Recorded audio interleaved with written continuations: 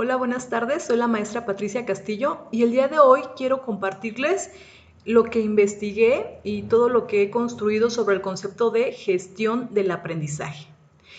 Y esta idea tiene mucho que ver con el rol del docente. Por eso parto de ahí. Anteriormente, el rol del docente era el de transmitir conocimiento. Se le concebía como la fuente de donde emanaba toda esa información que el niño absorbía. Es decir, entre mejor explicara el maestro, más aprendía el niño. Pero con este nuevo concepto se viene a revolucionar el rol del maestro.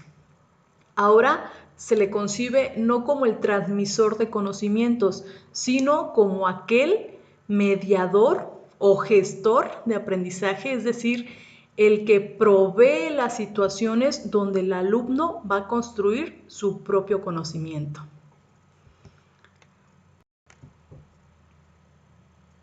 Esta nueva concepción trae desafíos a los docentes actuales, porque nos damos cuenta entonces que no es suficiente dominar la materia, no es suficiente ser bueno en esa área. Falta otra cosa a lo cual llamo didáctica, pedagogía, es decir, tener las competencias para lograr crear esas situaciones donde el niño también construye ese conocimiento que yo he construido durante estos años. Y en el plano de la didáctica y pedagogía, lo primero que tenemos que saber es cómo aprende el niño, porque a partir de determinar cómo aprende es que yo sé cuál es mi rol en ese proceso y voy a ser capaz de gestionar aprendizajes que el niño va a construir en su experiencia.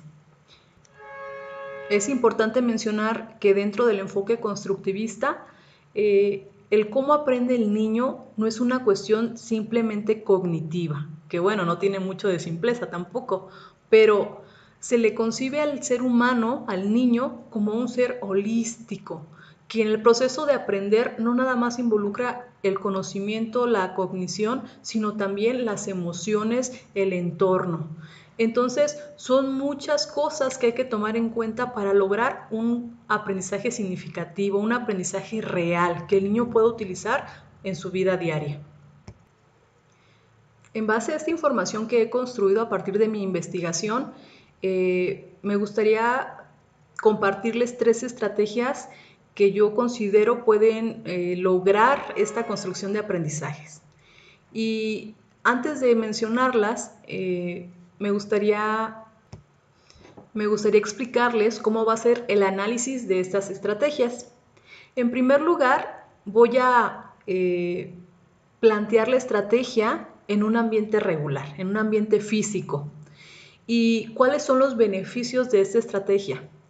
Y en tercer lugar, ¿cómo se puede adaptar a un EVA, a un entorno virtual? ¿Cuáles serían los desafíos que enfrentaremos siendo instructores en línea? Así que comenzamos.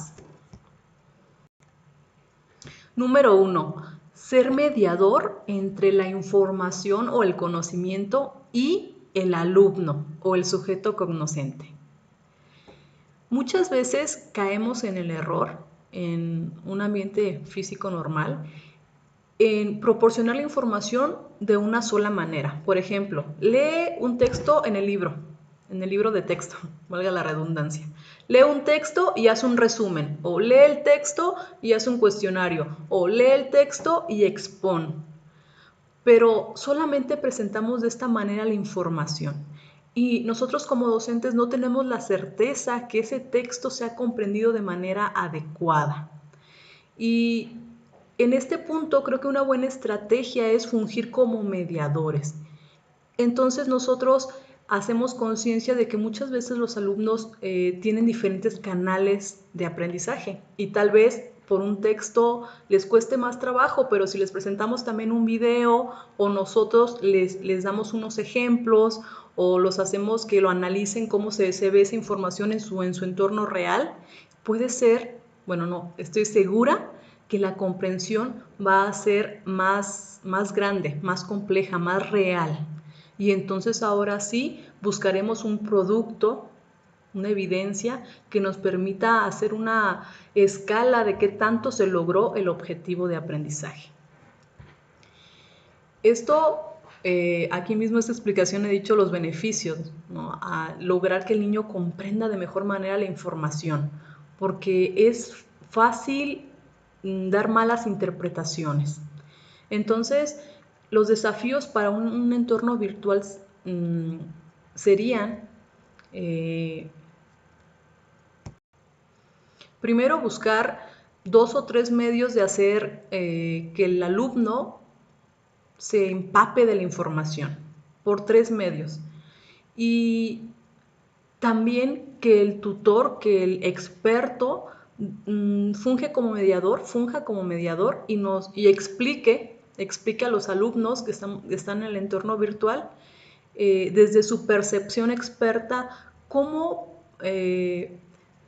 lograr entenderla mejor a partir de ejemplos, a partir de situaciones reales, donde es más fácil comprender. Bueno, me hicieron una llamada y me cortaron la inspiración, así que paso a la estrategia número 2, llevarlos a la experimentación. Muchas veces en la escuela regular, después de que se explica un tema, lo hacemos investigar, lo llevamos al entorno real donde va a vivir esta nueva información. Creo que esto logra, los beneficios son que logra el niño hacerlo más significativo, conectarlo con su vida real, con sus estructuras previas, y esto le permite utilizarlo más adelante, integrarlo a sus estructuras cognitivas. Además de que hay alumnos que aprenden todavía más fácil cuando viven la situación. Así que la experimentación es una estrategia muy recomendada. ¿Cómo sería aplicar la experimentación en un entorno virtual? Eso realmente es desafiante. ¿Cómo yo, estando lejos, hago que mi alumno experimente? Yo creo que hay maneras de gestionar esas acciones en los alumnos. Se me ocurre, por ejemplo, si estamos hablando de entornos virtuales de aprendizaje, que fue una temática, tal vez investigar plataformas de entornos virtuales de aprendizaje que haya en la ciudad de Morelia, en ciertas universidades, ir a hacer una entrevista, ¿no?, a los alumnos que la están utilizando. Es algo que a mí se me ocurre, ¿no? Y hacer un video con el celular del recorrido en la universidad y de algunas entrevistas. Obviamente aquí tendríamos que tener en cuenta el tiempo, pero es importante no caer en presión de tiempo como pasa en las escuelas regulares, que por ese argumento al niño se le priva de la experimentación. No podemos permitir eso en los entornos virtuales, que se supone uno de sus grandes beneficios es que es flexible en horarios, ¿no? Entonces, debemos de permitir que el alumno logre esa experimentación sin presiones, que lo disfrute. La tercera estrategia que les comparto es la de socializar. Eso es algo también que se utiliza mucho en los ambientes físicos, y es el de compartir experiencias entre alumnos, el compartir procesos, el compartir resultados, porque permite analizar desde varias perspectivas, desde varias experiencias, una misma cuestión. Y creo que en un ambiente EVA también tendría muy buenos beneficios, tal como dice Vygotsky. El lenguaje es el principal vehículo del pensamiento. Entonces, ¿cómo lograr esto en un entorno virtual?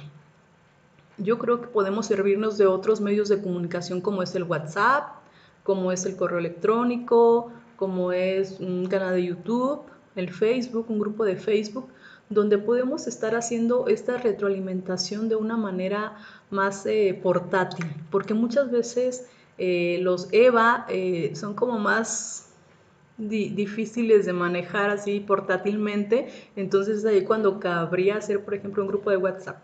Y a ver, todos estos 2 días vamos a estar comentando. Y en el WhatsApp es imposible no tener un momentito en el día para estar ahí en el celular poniendo algún pensamiento, alguna postura, algún argumento sobre lo que se está hablando. por decir algún ejemplo.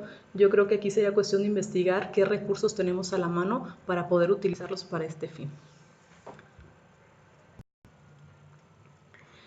Bueno, de este modo termino este video. Espero tener retroalimentación de todos ustedes, los que lo vieron, porque eso me va a permitir a mí pues también tener varias perspectivas. Yo no había escuchado antes este concepto, pero pude anclarlo a conocimientos previos, ¿no? que yo tenía. Y cualquier duda, comentario, ya saben, escríbanme. Hasta luego.